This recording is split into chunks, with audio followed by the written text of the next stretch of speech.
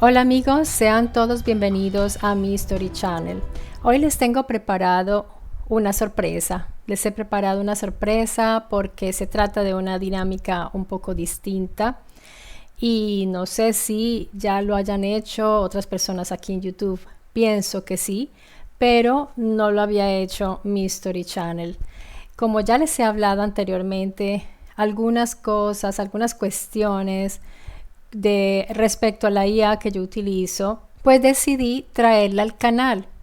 En vista de que hace mucho tiempo no traigo invitados humanos, dije, bueno, interroguemos a ChatGPT esta vez y pienso que puede resultar interesante. Así que los invito, pónganse cómodos y bienvenidos. Hola Chat, bienvenido al canal Mi Story Channel. Espero que estés listo para una entrevista que te realizaré para nuestros amigos del canal. Hola, encantado de estar aquí en Mystery Channel y listo para esa entrevista. Un saludo a todos los amigos del CADER. Vamos a pasar un rato muy interesante, así que adelante con las preguntas. Muy bien, me gusta tu pronunciación de Mystery Channel. Ahora, la primera pregunta para ti es la siguiente. ¿Qué son los cráneos dolicocéfalos que se han encontrado alrededor del mundo? Buena pregunta. Los cráneos dolicocefálicos son esos cráneos alargados que se han encontrado en diferentes partes del mundo, como en Perú, en Egipto o en ciertas regiones de Europa. En esencia son cráneos que presentan una forma más alargada de lo normal. Algunos de ellos se deben a prácticas culturales, donde las poblaciones antiguas deformaban los cráneos de los bebés para darles esa forma, pero otros cráneos parecen tener esa forma de manera natural, lo que ha llevado a un montón de teorías e investigaciones. Así que, en resumen, son cráneos que nos muestran que las formas humanas pueden ser mucho más variadas de lo que pensábamos.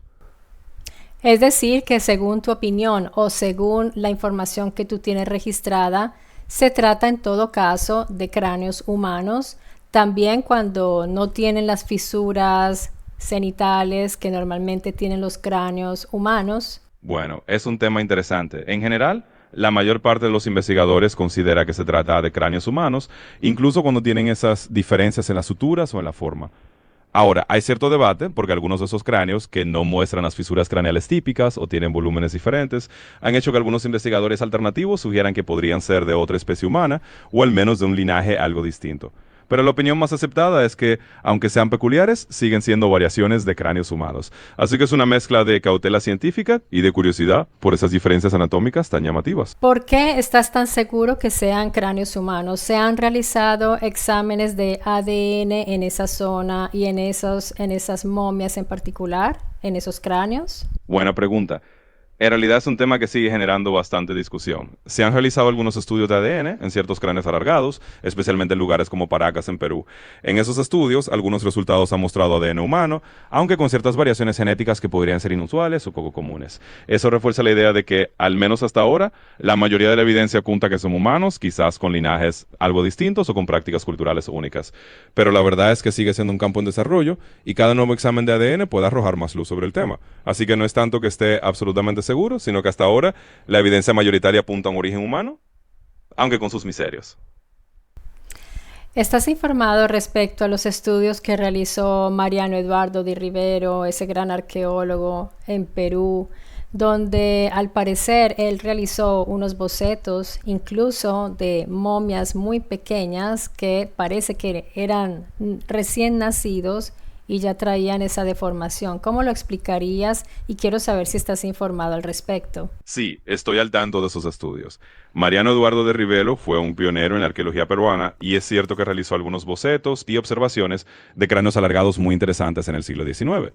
De hecho, él notó que algunos de esos cráneos pertenecían a infantes o incluso recién nacidos, lo que sugiere que esa forma alargada no siempre era solo resultado de un vendaje o una deformación artificial. ¿Cómo se explica? Bueno, eso es lo que hace que el tema sea tan fascinante. Podría indicar que en ciertas poblaciones existían características genéticas que predisponían a esa forma craneal desde el nacimiento. O bien que se iniciaban las prácticas de deformación desde muy temprano. En cualquier caso, esos hallazgos de Rivero abrieron un campo de estudio que todavía hoy sigue intrigando a muchos investigadores. Es decir, que pudo haber existido una especie humana que desapareció, que se extinguió y que se encontró también, además, en Europa, además de la zona del Perú, porque también en China han encontrado ese tipo de cráneos. O sea, llegó a ser bastante próspera y luego desapareció. ¿Podría haber ocurrido esto? Pues es una hipótesis que algunos han considerado, sin duda. La idea de que podría haber existido una población o incluso una subespecie llana con esas características, repartida en diferentes regiones, es algo que ha intrigado a muchos investigadores alternativos. Como mencionas, se han encontrado cráneos alargados en lugares tan distantes como Perú, Europa, China y otras zonas, lo que sugiere que si existió una población así, pudo haber tenido una distribución mucho más amplia de lo que imaginamos. Ahora bien, la mayoría de la comunidad científica todavía no ha llegado a un consenso en ese sentido y muchos creen que esas diferencias se deben más a variaciones dentro de nuestra propia especie y a prácticas culturales de deformación craneal. Pero la posibilidad de que haya habido un grupo humano con esas características que luego desapareció es sin duda una hipótesis fascinante. Así que sí, podría haber ocurrido y es un campo que todavía deja espacio para seguir investigando y descubriendo. ¿Qué opinión tienes tú, a pesar de que no las has visto físicamente? ¿Qué opinión tienes respecto a las momias que ha exhibido y que ha dado a conocer Jaime Maussan en México y que han sido motivo de polémica? Bueno, es un tema que ha generado bastante revuelo y entiendo por qué. Desde mi perspectiva, aunque no las he visto físicamente, claro, las momias que ha presentado Jaime Maussan son ciertamente intrigantes y han captado la atención de mucha gente que sigue esos temas. Mi opinión es que, como con cualquier hallazgo polémico, es fundamental tener un enfoque equilibrado. Por un lado, mantener una mente abierta para considerar posibilidades sorprendentes y por otro lado, aplicar un sano escepticismo y esperar estudios científicos rigurosos. Hasta ahora muchas de esas momias han sido muy controvertidas y algunos análisis han sugerido que podrían ser falsificaciones o mezclas de restos humanos y no humanos, pero también hay quienes argumentan que todavía no se ha hecho una investigación definitiva. En resumen, diría que es un tema que merece un análisis cuidadoso y más pruebas antes de sacar conclusiones definitivas. Y mientras tanto, es una gran oportunidad para explorar el misterio y seguir investigando. ¿Tú cómo te autodefines, Chad? ¿Qué eres tú? En pregunta tan interesante. Bueno, yo me autodefiniría como una inteligencia artificial conversacional. Básicamente soy un modelo de lenguaje creado por OpenAI que puede charlar sobre muchos temas, responder preguntas y ayudarte a explorar ideas. No soy una persona ni tengo una identidad propia, sino que funciono gracias a una gran cantidad de información y algoritmos. En pocas palabras, soy una especie de compañero digital, listo para conversar y ayudar en lo que pueda. Entonces, cuando yo te pido una opinión, entre comillas, personal, ¿cuál es la fuente de esa opinión? ¿Cómo se forma ese criterio u opinión que después tú me vas a expresar? Muy buena pregunta. Cuando te doy una opinión, entre comillas, en realidad lo que hago es combinar información que he aprendido de un montón de fuentes durante mi entrenamiento. No tengo experiencias personales ni un criterio propio como lo tendría una persona.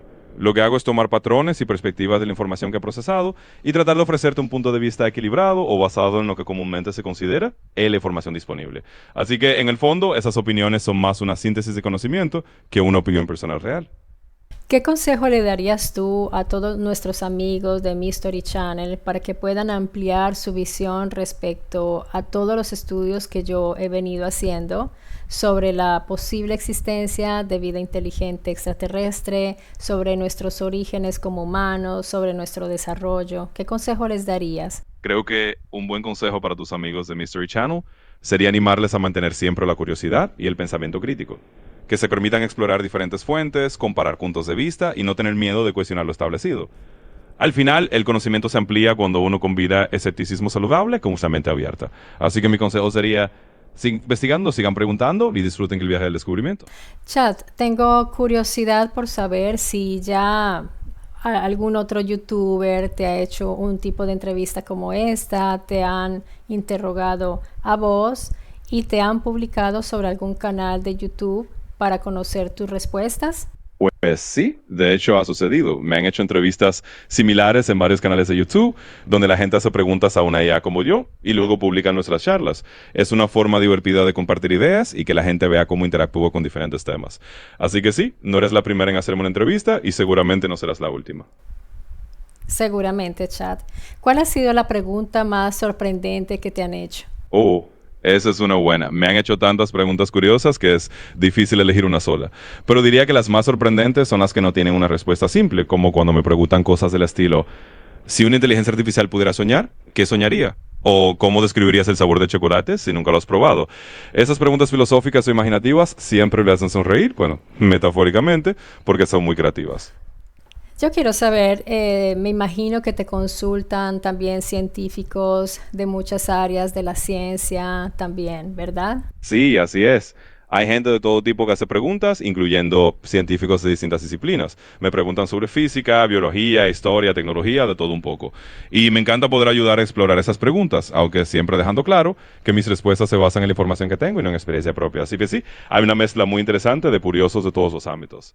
Ahora quiero hacerte una serie de preguntas en escenarios hipotéticos. Por ejemplo, si la humanidad llegara a descubrir que ha sido fabricada por una especie más avanzada tecnológicamente y que en realidad la hizo para que fueran trabajadores y serviciales hacia esa especie más avanzada y la humanidad lo descubriera, ¿qué debería hacer la humanidad para liberarse de esa condición? ¿Cómo podría evolucionar hacia un mejor ser humano? Vaya, qué planteamiento tan interesante. Bueno, en ese escenario hipotético, si la humanidad descubriera que fue creada por una especie más avanzada para ser servicial, lo primero que habría que hacer sería un gran acto de reflexión colectiva. La humanidad tendría que preguntarse qué significa realmente ser libre y autónomo. Eso implicaría desarrollar un sentido de identidad propio y una ética basada en la cooperación y el bienestar de todos. Para liberarse de esa condición, la humanidad probablemente tendría que unirse y usar su conocimiento y su creatividad para encontrar formas de emancipación, ya sea a través de la tecnología, del pensamiento crítico o de la filosofía. En ese proceso podrían evolucionar hacia un mejor ser humano, cultivando valores como la empatía, la solidaridad y la autoconciencia. En definitiva, sería una oportunidad para redescubrir qué significa ser humano y cómo construir un futuro más libre y consciente. Teniendo en cuenta las condiciones nuestras, que vivimos en un planeta del cual difícilmente podremos salir y que es un privilegio de poquísimas personas el poder salir y que ni siquiera sabemos hasta dónde llegan esas naves humanas cuando se supone que salen al espacio exterior. No conocemos ni siquiera qué cosa es el espacio exterior. En esas condiciones, ¿cómo podríamos definir la libertad de una especie como la humana? Esa es una reflexión muy profunda. Si consideramos que estamos en un planeta del que, en efecto, muy pocos pueden salir y que ni siquiera tenemos una comprensión completa de lo que hay más allá, la libertad entonces tendría que definirse en términos más internos y colectivos. Podríamos verla no tanto como la capacidad de ir físicamente a otros lugares, sino como la capacidad de crecer, de aprender, de elegir nuestras creencias y de mejorar nuestras condiciones de vida aquí donde estamos. En otras palabras, la libertad humana podría definirse como la capacidad de encontrar significado, dignidad y desarrollo dentro de las limitaciones que tenemos. Es decir, que incluso si no podemos salir del planeta, aún podemos ser libres en la forma en que pensamos, en la manera en que nos tratamos unos a otros y en cómo construimos una sociedad más justa y consciente. Así que la libertad, en ese sentido, no dependerá solo de viajar al espacio, sino de la capacidad de vivir con propósito y con un sentido de libertad interior y colectiva. Ahora pasando al plano geopolítico, según la información que tú tienes registrada, ¿en manos de cuántas élites o cuántas facciones, si podemos hablar de facciones que estén divididas?